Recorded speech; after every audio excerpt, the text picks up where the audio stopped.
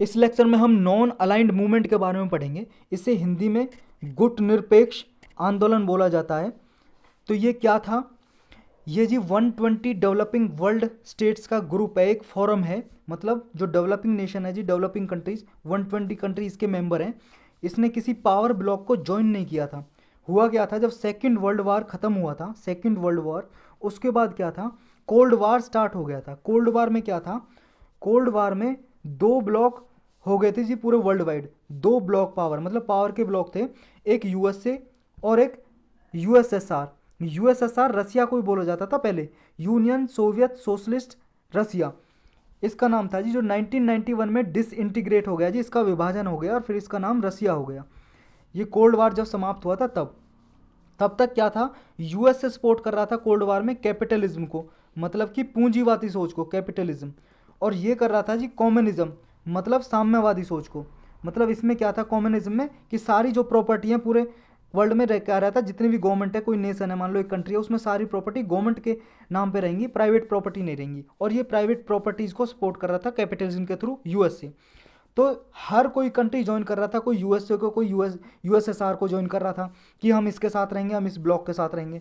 लेकिन इंडिया ने किसी ब्लॉक को भी ज्वाइन नहीं किया, इन दोनों से अलग होना चाहा। तो इंडिया चाहता था कि हम अभी इंडिपेंडेंट हुए हैं, हम इस चक्कर में नहीं पड़ना चाहते, अलग रहेंगे। तो इन्होंने अलग ग्रुप बनाया, इंडिया ने और कुछ कंट्रियों ने मिलके। उसी का नाम था जी नॉन अलाइंड मूवमेंट।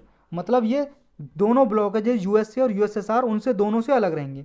अब इसका ओरिजिन ऐसे ही हुआ जी, जो ये बन के तैयार हुआ जी बेलग्रेड में, यूगोस्लाविया में कंट्री है जी यूगोस्लाविया, वहाँ पे बेलग्रेड एक जगह है, वहाँ पे एक कॉन्फ्रेंस हुई 1961 में। तो इसका ओरिजिन वहाँ से हुआ, बन गया। इससे पहले 1955 में जी, 1955 में भी इंडोनेशिया में एक कॉन्फ्रेंस हुई, बैंडुंग कॉन्फ्रेंस।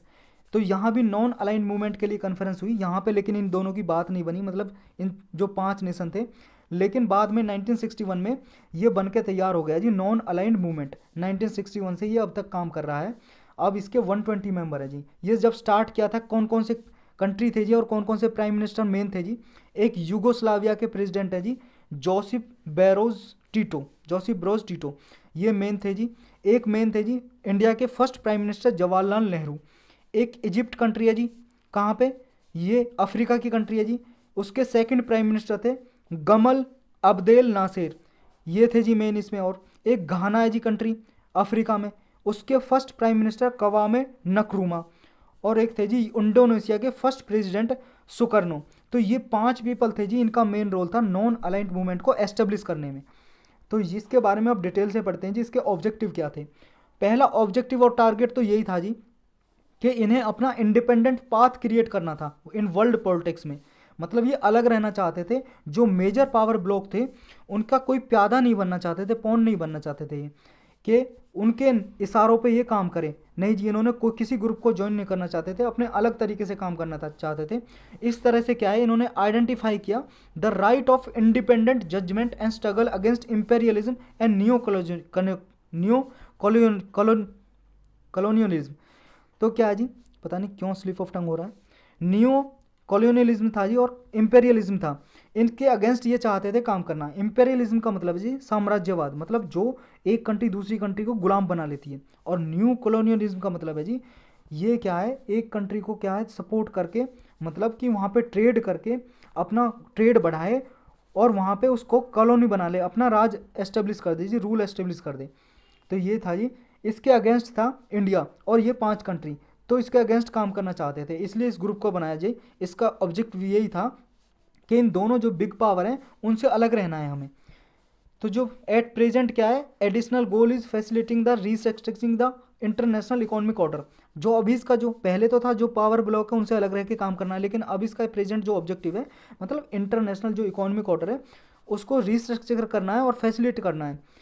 अब इसके प्रिंसिपल क्या थे जी, जिस प्रिंसिपल पे काम करता है नॉन अलाइंड मूवमेंट, इसके प्रिंसिपल हैं जी कि respect the fundamental human rights, जितने भी मौलिक अधिकार हैं जी मानव के, उनका रेस्पेक्ट करना। और जो ऑब्जेक्टिव है और प्रिंसिपल है यूनाइटेड नेशन के, उसका रेस्पेक्ट करना।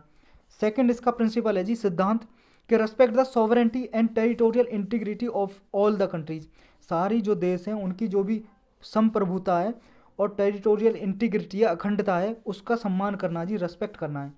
नेक्स्ट क्या है जी, recognition of equality among all races, जितनी भी जनजाति है जी उनके बीच में जो समानता है उसको रिकॉग्निशन करना है जी, उनका सम्मान करना है, और सारे नेशन के अमंग इक्वलिटी एस्टेब्लिश करनी है, चाहे लार्ज हो चाहे स्मॉल नेशन हो, उसके बीच में इक्वलिटी लेके आनी है। नॉन इंटरफेरेंस और non intervention into the internal affair of another country, किसी भी कंट्री में जी, किसी भी कंट्री का जो इंटरनल मैटर है उसमें कोई भी कंट्री, जो भी नॉन अलाइंड मूवमेंट के कंट्री हैं, उनका ये मानना था किसी भी कंट्री का इंटरनल मैटर है वो उसमें हस्तक्षेप नहीं करेंगी, नॉन इंटरफेरेंस, और कोई भी नॉन इंटरवेंशन नहीं करेंगी उनके इंटरनल मैटर में, वो अपने आप सुलझाएंगी जो भी कंट्री का इंटरनल मैटर है। नेक्स्ट था जी इसका principle, respect the right of every nation to defend itself, मतलब अपने आप को बचाने का जो राइट है नेशन का उसका सम्मान करेंगे, कलेक्टिवली और इंडिविजुअली।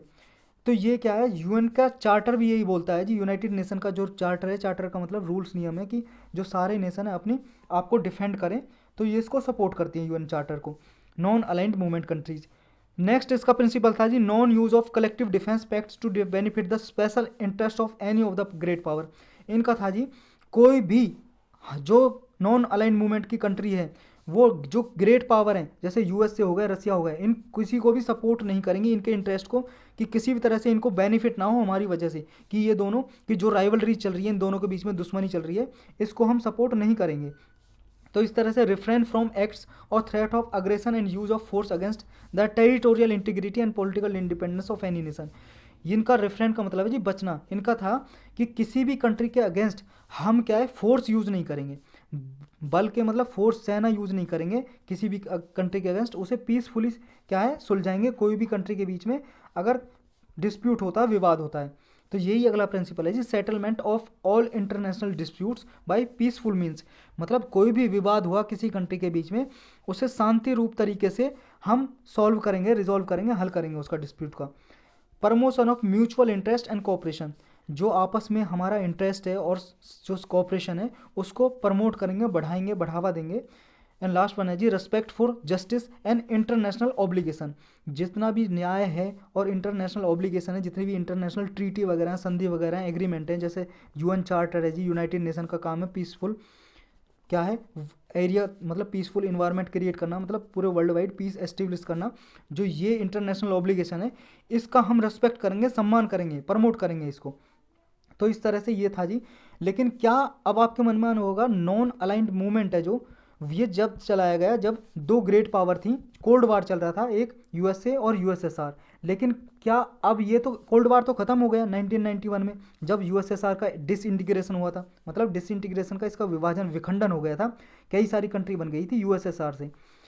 तो अब क्या रिलेवेंट है इसका, क्या अब यूज है इसका नॉन अलाइंड मूवमेंट का नाम बोलते हैं जी शॉर्टकट में, नेम या नाम, नॉन अलाइंड मूवमेंट को, क्या अब रिलेवेंट है इसका प्रेजेंट वर्ल्ड में? जी हाँ बिल्कुल है, क्योंकि देखो जी अगर मान लो 19 मतलब 20th सेंचुरी थी, 1960 से लेके 2000 तक, जब इसका था जी कि जो यूएस और यूएसएसआर दोनों में राइवलरी चल रही थी, कोल्ड वार चल रहा था, तब इसके जो सामने था ये चैलेंज था। लेकिन अब इसके सामने चैलेंज क्या है, नॉन के सामने अब चैलेंज है जी, वो भी ग्लोबल चैलेंज है। ग्लोबल का मतलब है जी पूरे वर्ल्ड वाइड, क्या जैसे इन्वायरमेंटल पॉल्यूशन हो गया जी, इन्वायरमेंटल पॉल्यूशन, जैसे आपका क्लाइमेट चेंज हो गया जी, ये जी climate change, greenhouse gas हो गई जी, इमिशन होता है जो ग्रीन हाउस गैस का, या ओजोन डिप्लीशन हो गया जी, या फिर आपका पॉवर्टी हो गई जी, गरीबी, एक देश की समस्या नहीं है जी ये सारी, पॉवर्टी हो गई या climate change, greenhouse gas, environmental pollution, सारे देश की समस्या पूरे वर्ल्ड वाइड।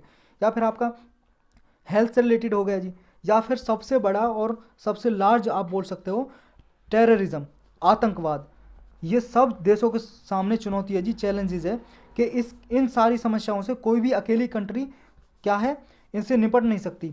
तो इसलिए क्या है, नाम आज भी रिलेवेंट रखता है। अगर नाम को इन सारी जो चैलेंजेस है इनको निपटा रहा है तो एक साथ सारे ग्लोबल वर्ल्ड को एक साथ आना पड़ेगा, पॉवर्टी टेररिज्म को ख़त्म करने के लिए, ग्रीन हाउस गैस का इमिशन रोकने के लिए, तो सारी कंट्री ही एक साथ आएंगी, तब जाके इन समस्याओं से निपटारा हो सकता है। तो मेंस के आंसर में अगर नाम के लिए आ जाए आज उसकी रिलेवेंट क्यों है, आप ये चैलेंज लिख सकते हो और आपका आंसर अच्छा बन जाएगा। तो इसमें यही था जी। अब मिलेंगे किसी और लेक्चर में किसी और टॉपिक के साथ, तब तक के लिए इंतजार।